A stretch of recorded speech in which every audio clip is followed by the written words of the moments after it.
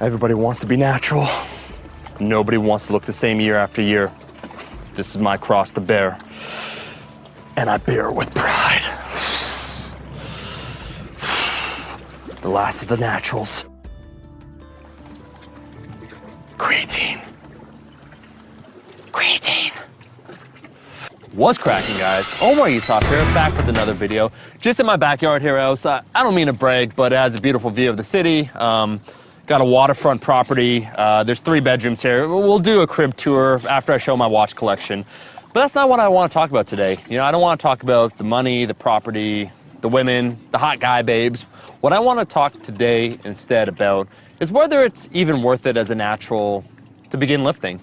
And this is a serious question. It's a serious one I want to answer. I see a growing prevalence amongst individuals that see, you know, lifters, people online, the transformations that they make when they become enhanced, and whether it's even worth it as a natural lifter to go through that entire process of, you know, putting in 6 to 10 years of work to look not even as good as someone that spends 1 year on a cycle and they look infinitely better. And I would say it's an order of priorities. It's a question of why you lift in the first place. It's not a question of do you even lift. You see, the major question is why you even lift. And if the quest for lifting is to better yourself, to know yourself, to develop very positive life skills that will help you in a variety of different ways, you know, building determination, perseverance, resilience, consistency, a lot of these positive traits, then I think lifting is absolutely worth it as a natural individual. And I even personally think that natural lifters are motivating. And here's what I mean.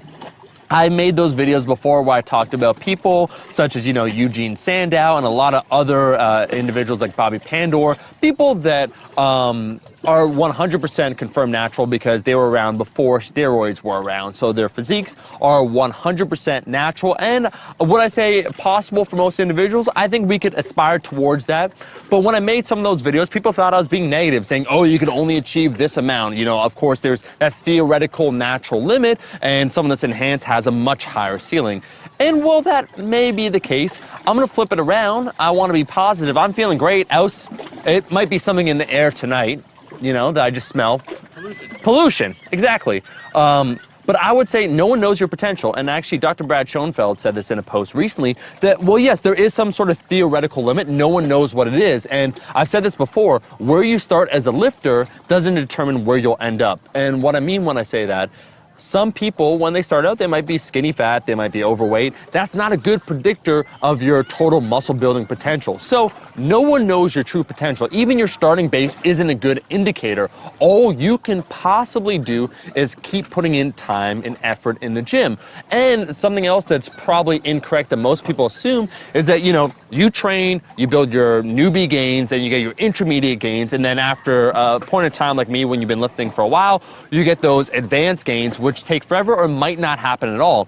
And that's just not the case. There is no solid scientific evidence to indicate all of a sudden, you know, you lift 6 years, 8 years, and boom, you gain only 0.2 pounds of muscle. That it's so incrementally slow, in other words, that it's not worth it. I would say that no one can predict your rate of muscle growth, your total muscle building potential that you have, so you might as well put in the work. It's like anything else that we want to do in life. We don't know the outcome. You get a job, you want to advance yourself, you get a degree, you don't know where you're going to end up. But does that mean, oh, it's hard, I don't know if I'm going to be the CEO one day, I shouldn't even try, it's like a 1 in a million chance. Or could you think to yourself, I got the same 10 hours or whatever to lift that everybody else that dedicates himself to lifting, you know, 2 hours, 5 times a week, that everybody else does. Let me really apply myself. So I would say, in the first place, you don't know what your potential is. So don't count yourself out. Don't look at yourself and think, oh man, this person looks so much better. Me personally, I would say that the motivation for me was always to try and better myself. It wasn't to compare myself to anyone else other than myself. So in the first place, you don't know what your potential is. And so natural, and I made a previous video a few months ago, shouldn't be an excuse to be mediocre. But I think ultimately it's a question of why we lift. It's not do you even lift, it's why we lift. And if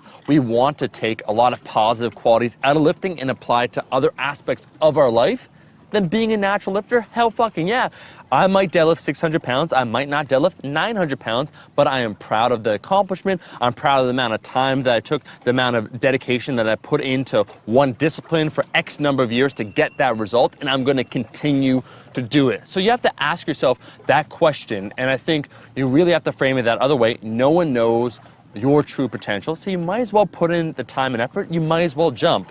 I want to be positive here because the weather, it's beautiful. Toronto, it's a great city. The pollution, not so much. Anyways, that's all the time we have. If you're someone that believes in the natty life, that you're holding the natty torch up high, well then like this video. I'm looking right at you. We have a positively beautiful sunset going on right here. This isn't a bench review, but this is one better else. This is a rock review. This is a fucking scenic review. This is a scenic review, and you know what? This scene gets an 11 out of 10. So if you like the video, make sure... Oh, what? I'm gonna darken the background a bit. Oh, dude, hey. Kind of describe the skyline for us. Oh yeah, for sure.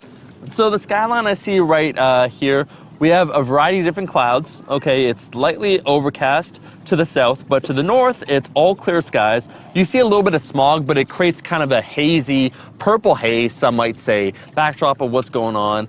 It just creates a somber, sobering experience being out here, and I give it an 11 out of 10. So if you like this video, if you like what you heard, if you're part of the natty life, like the damn video. If you like what you see, most importantly, like the damn video, and I'll see all you guys, my rascals, in that next video. Peace. Eat your vegetables, eat your vegetables, eat your fucking vegetables.